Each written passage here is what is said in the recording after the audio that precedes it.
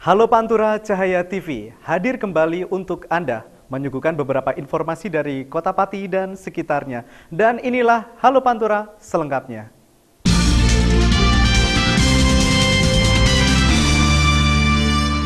Halo Pantura, inilah kabar yang pertama. Ujian nasional untuk tingkat SMP sederajat di Kabupaten Pati berjalan sesuai yang diharapkan. Hingga hari kedua pelaksanaan ujian nasional, tercatat sebanyak 57 siswa berhalangan hadir. Jumlah tersebut pemirsa meningkat dari hari pertama sebanyak 54 peserta yang tidak mengikuti ujian nasional. Di Sekretariat Panitia Ujian Nasional SMP Sederajat tingkat Kabupaten Pati, terlihat kesibukan panitia yang menyusun hasil ujian nasional pada hari kedua pada Selasa 5 Mei 2015 menjadi sebuah keharusan bahwa laporan dan hasil ujian nasional harus secepatnya dikirim setiap hari. Panitia mulai hari pertama sampai hari terakhir pelaksanaan ujian nasional disibukkan dengan pelaporan dan penyusunan hasil ujian nasional. Sekretaris Panitia Ujian Nasional SMP Sederajat tingkat Kabupaten Pati, Sa'dun, mengatakan, dari catatan yang ada, sebanyak 57 siswa yang tidak bisa mengikuti ujian nasional tersebut dikarenakan berbagai alasan. Dari jumlah peserta UN sebanyak 19.927 yang tidak hadir pada hari pertama ada 54 siswa. Ketidakhadiran mereka ada beberapa hal yang menyebabkan atau alasan. Yang pertama, mereka ada yang drop out atau keluar atau mengundurkan diri, kemudian ada yang sakit, ada yang izin karena sesuatu hal kepentingan keluarga. Yang boleh mengikuti susulan, yang pertama mereka yang sakit dengan dibuktikan surat keterangan dari dokter, kemudian yang izin dengan dibuktikan surat izin ketika tidak. Pelaksanaan ujian susulan di Kabupaten Pati akan dipusatkan di SMP Negeri 3 Pati.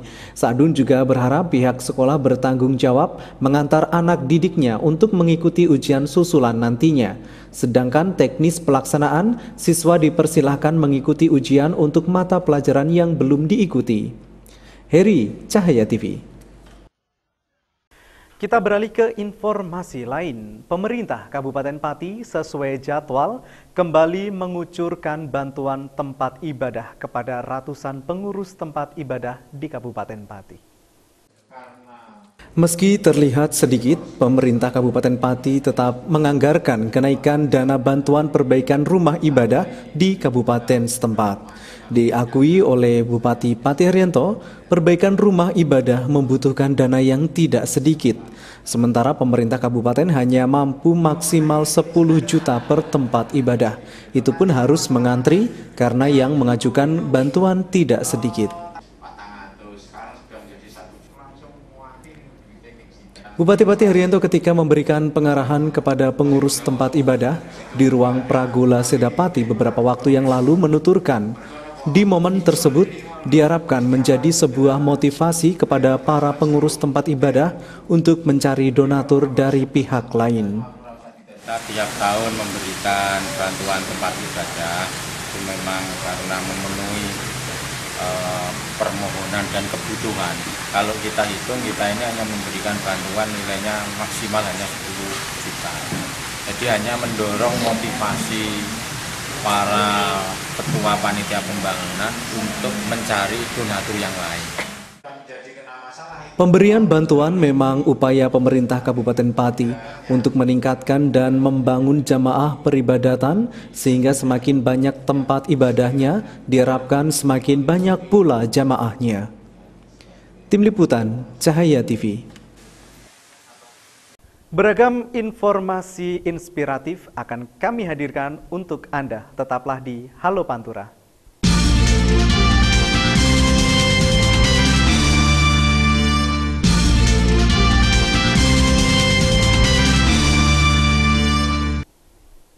Kembali di Halo Pantura, pemirsa, potensi geografis di Kabupaten Pati memang sangat pas jika untuk mengembangkan agroindustri, terutama untuk perikanan serta pengembangan tanaman keras. Hal tersebut memang sangat pas dengan tagline Kabupaten Pati, yaitu Pati Bumi Minatani. Banyak petani di Pati, pemirsa, saat ini membidik tanaman keras semacam sengon laut sebagai komoditi tanaman. Terbukti dengan banyaknya permintaan bibit sengon laut di Kabupaten Pati, para petani bahkan jauh-jauh hari sudah melakukan pemesanan bibit sengon laut.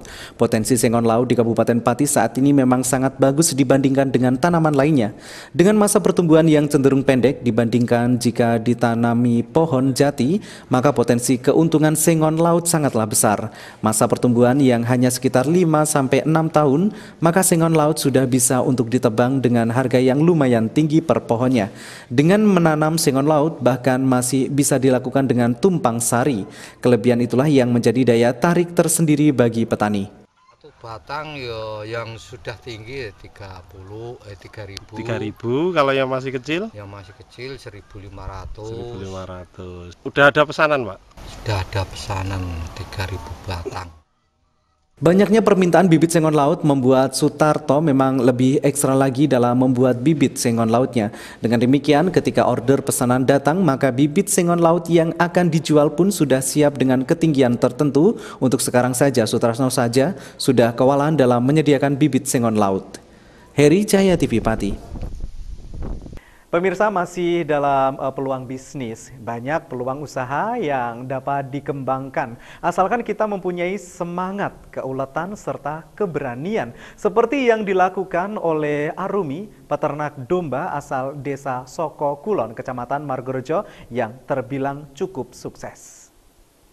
Setiap usaha yang kita lakukan dengan semangat, ulet, serta pantang menyerah pasti akan membuahkan hasil yang terbaik.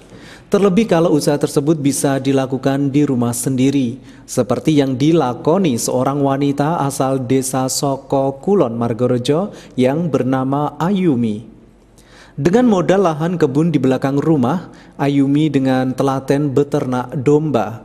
Keuntungan dari usaha domba ini adalah pakan yang mudah didapat di sekitar rumah, sehingga biaya pakan pun bisa ditekan. Interval beranak yang cenderung cepat membuat ternak domba sangat menjanjikan keuntungannya. Kalau beranak sampai berapa? 1 tahun 2 kali. 2 kali itu bisa keluar kadang berapa? Ya kadang 4, 3, 2. Oh, kadang. Biasanya sampai berapa? 750. 750. Itu umur berapa, Bu? Ya 1 tahun itu. 1 tahun ya? 1 tahun 700. Dari budidaya domba yang dilakukan Ayumi, dia bisa menjual per ekornya antara 650.000 hingga 1 juta rupiah. Apalagi menjelang hari raya seperti Idul Adha, harga 1 ekor domba tentu akan melambung. Heri, Cahaya TV. Pemirsa, selepas jeda pariwara, kami memiliki informasi kuliner untuk Anda. Tetaplah di Cahaya TV.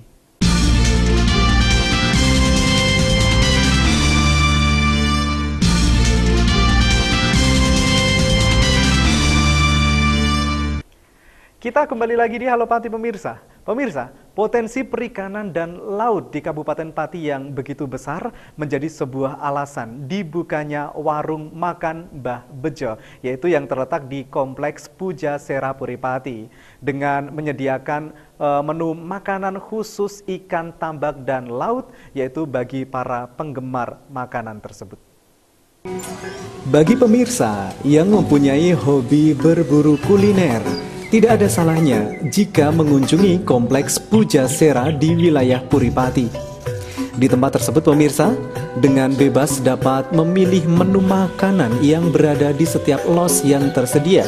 Dari sekian banyak los yang ada, khusus penggemar ikan pasti akan melirik. Sebuah rumah makan spesial menawarkan menu yang mengundang selera makan para pemburu kuliner. Ya, warung makan Mbah Bejo namanya. Sebuah warung makan spesial ikan tambak dan laut terletak di antara belasan kios yang berada di Kompleks Pujasera Pati. Bagi penggemar ikan tambak dan laut, dimanjakan dengan sejumlah menu ikan goreng, mulai dari janjan, belut, dorang, belanak, udang, rengki, glodok, dan kerapu yang disajikan dengan gorengan khas, nasi putih plus sambal yang membuat ketagihan. Tidak hanya ikan saja, di warung yang cukup bersih ini, penikmat kuliner juga ditawarkan menu khusus berupa pecel jantung pisang yang nikmatnya tiada tara. Wow, enak banget pemirsa. Di sini saya sedang berada di warung makan Mbah Bejo, tepatnya di sebelah selatan Gor Puripati atau Kompleks Pujasera Pujapati Roro Mendut. Di sini ada warung makan baru yang menyajikan beberapa olahan makanan khas pesisir Kota Pati. Ada belut, ada beberapa ikan tambak, ada ikan laut juga ada. Dan ini saya pesan belutnya enak sekali, digoreng garing dan juga sambelnya mantap. Anda perlu mencoba di sini. Sandra, owner warung makan Mbah Bejo, mengungkapkan ide pembuatan warung makan serta penetapan menu spesial di warung makan miliknya ini terinspirasi dari melimpahnya potensi perikanan dan kelautan yang ada di Pati Bumi Minatani. Warung makan Mbah Bejo buka jam 9 pagi sampai jam 9 malam. Terus untuk menu andalan yang ditawarkan di sini? Andalan banyak menu ya Mas. Ya. Ada janjan, ada belut, ada beladok, ada rengkek, ada belanak, kerapu, dorang, sama lele, sayurnya sayur lontong. Warung makan yang setiap harinya buka mulai pukul 9 pagi hingga 9 malam ini menawarkan harga cukup spesial bagi para pelanggannya, hanya dengan uang Rp15.000. Pemirsa sudah dapat menikmati satu porsi nasi putih. Makanan khas warung makan Mbah Bejo plus segelas es teh dengan suasana ruangan yang cukup nyaman. Bagaimana? Anda tertarik? Tidak ada salahnya untuk mencoba menu masakan yang mengandalkan potensi daerah di Kabupaten Pati. Tim Liputan Cahaya TV Pati. Bagaimana pemirsa, Anda ingin mencoba nikmatnya kuliner yang kami informasikan tadi? Silahkan datang di tempatnya. Dan informasi tadi sekaligus mengakhiri perjumpaan kita di Halo Pantura hari ini. Saya Aris Sadewo beserta seluruh kru kerabat kerja undur diri. Terima kasih, wassalamualaikum dan salam cemerlang.